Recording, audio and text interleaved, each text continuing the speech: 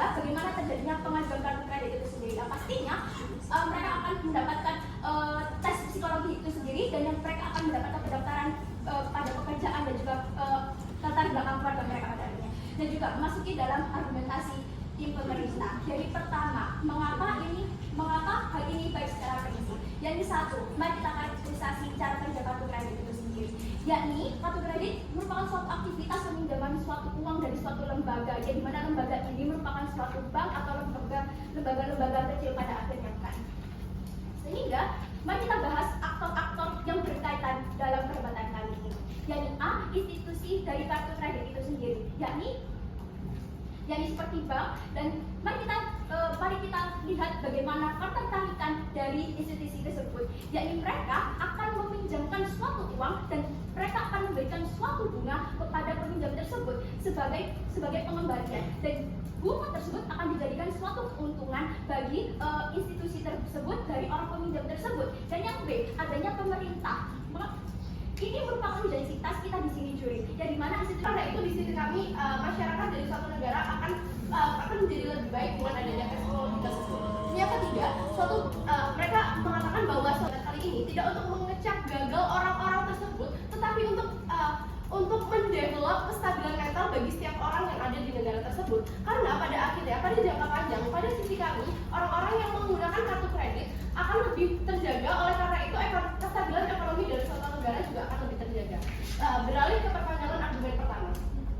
Kenapa ini pada akhirnya akan merugikan kedua belah pihak? Poin pertama, kenapa ini akan lebih baik untuk pemerintah? Catat bahwa tes ini akan disediakan baik dari pemerintah. Oleh karena itu, orang-orang tidak akan membayarnya sendiri. Orang yang memiliki tes psikologi yang rendah atau dengan kestabilan mental yang rendah, mereka akan susah mendapatkan pekerjaan karena pada akhirnya di status quo tidak banyak lowongan pekerjaan yang akan membuka suatu job opportunity untuk orang-orang dengan kestabilan mental yang kurang. Kalaupun ada tangan atas situasi atau hukum yang akan didapatkan jika mereka tidak membayar uang tersebut.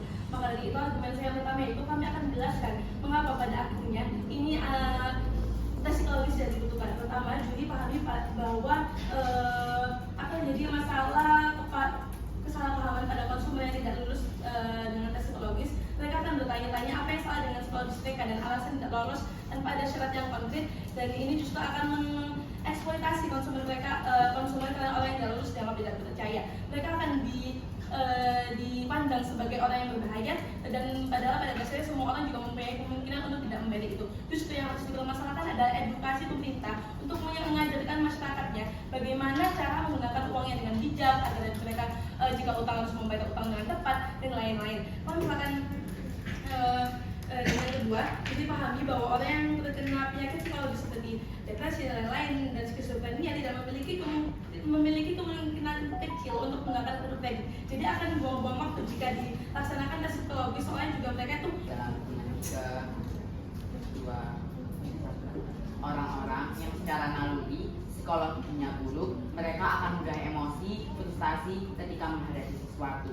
Yang memenangkan perdebaran kali ini adalah tim mana yang bisa membuktikan nilai kebenaran yang bisa diukur secara utilitarisme dengan alasan yang logis.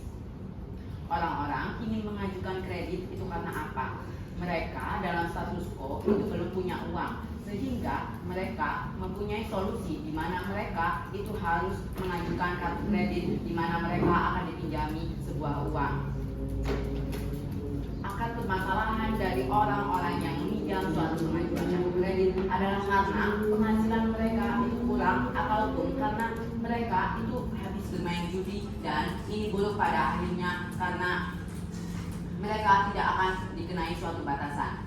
Maka dari itu, pemerintah akan mengeluarkan suatu kebijakan di mana pemerintah itu tidak dirugikan, tapi malah menguntungkan dua sisi, yaitu mengeluarkan prasyarat utama tes psikologi untuk mengajukan kartu kredit.